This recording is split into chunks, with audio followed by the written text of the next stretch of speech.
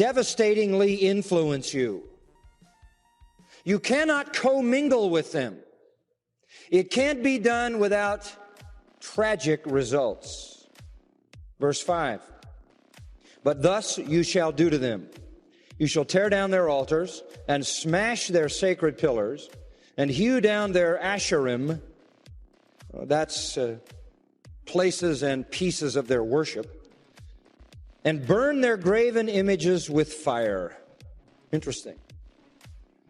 Remove their temples, smash them to the ground, cut down their altars, destroy anything and everything that has been any part of the abominable religion they practiced.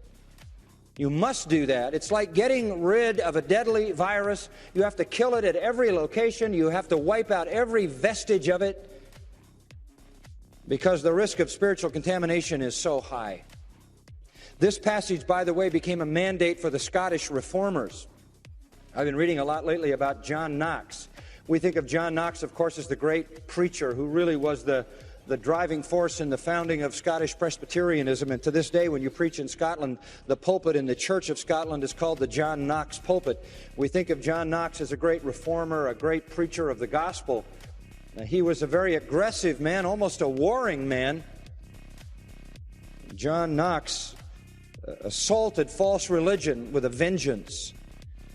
In fact, the Scottish reformers went after all the edifices, all of the buildings that remained of the terrible Romish cult. And they smashed them all, much to the dismay of the lovers of architecture, who were trying to preserve the architectural images. But the maxim of John Knox was right. John Knox said, pull down the nests and the birds will disappear. Well, here you have a very similar situation. This particular people of God, the nation Israel, into the land of God, are given this direct mandate from God. I hasten to add, I don't think we can go around smashing the buildings of false religions without such a divine mandate. And as well-intentioned as the Scottish reformers may have been, they might have overstepped their bounds. But certainly there's no question about it here in Deuteronomy, and there's no question about the intent of the Scottish reformers to preserve the influence, preserve their people from the influence of false religion. It's all around us, and we need to come and be separate from it. God gives the reason in verse 6. For you are a holy people to the Lord your God. The word holy means separate, sanctified, set apart. You are a holy people to the Lord your God. The Lord your God has chosen you to be a people for his own possession out of all the peoples who are on the face of the earth. You are separate from them. He called you out. You are his own possession. You belong to no other person and no other deity. And so, very early in God's redemptive revelation, it becomes abundantly clear that the people of God are to make sure they have no alliances and no covenants and no interchange with false religion. Taking it from a collective perspective there in Deuteronomy 7 to a personal one, turn to Daniel chapter 1. And here we look not at a group of people so much as individuals. We meet 4 young men. Familiar to us and to anyone who knows the stories of the Bible are Daniel and his 3 friends, Mishael, Hananiah, and Azariah, that being their Jewish names. We find here a very similar situation. Daniel 1, verse 1. In the 3rd year of the reign of Jehoiakim, king of Judah, Nebuchadnezzar, king of Babylon, came to Jerusalem and besieged it. And the Lord gave Jehoiakim, king of Judah, into his hand. So here comes Nebuchadnezzar, king of Babylon, to Jerusalem, besieges it, wins the victory. And some of the vessels of the house of God he takes, brought them to the land of Shinar, the land of Babylon, to the house of his God, and brought the vessels into the treasury of his God. So they plundered the temple full of all kinds of gold and hauled it all back to Babylon and put it in the temple of his own deity. He didn't have any trouble mingling deities. He didn't have any trouble mingling worship. As we noted in our studies earlier on this same subject, God has a lot of trouble with that. You don't take an idol into the temple of God, and you don't take God into an idol temple. as we saw in the case of 1 Samuel 4 through 6 and the case of Ezekiel chapter 8. But obviously Nebuchadnezzar didn't have a problem with that. He had many gods, and throwing more vessels from another deity into the temple wouldn't make a difference. So there is the plundering of Jerusalem. In this particular situation, there was an initial deportation. That is, they took people captive, Jewish people captive, back to the land of Babylon.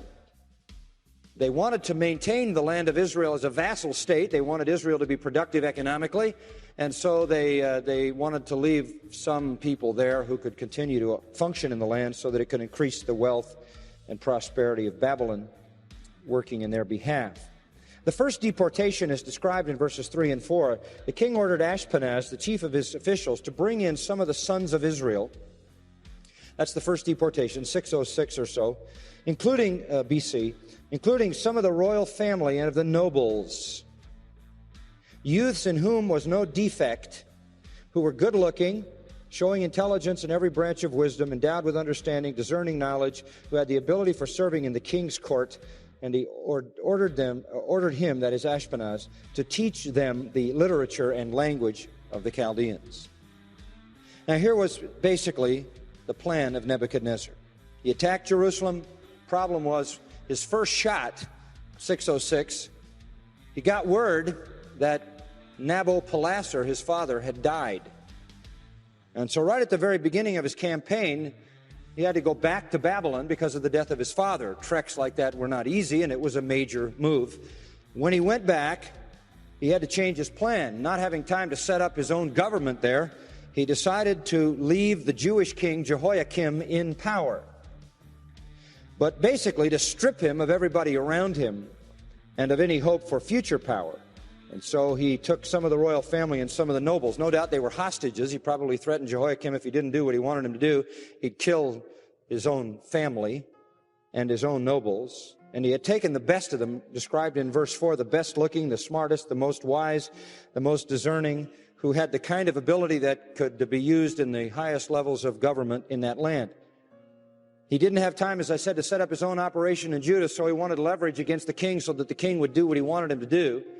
But he also had another plan in mind. He took the elite leaders of the nation, all the young men who were gifted and capable, and he took them in order that he might brainwash them in Chaldean culture, because he needed somebody to administer Jewish affairs. Now he's got a pile of Jewish people being deported out of Israel into his own land. There's 3 deportations going to take place, the last one in 586 BC. 3 major deportation of Jewish people. These Jewish people could constitute a reactionary, revolutionary terrorist group in the middle of Babylon if they weren't controlled.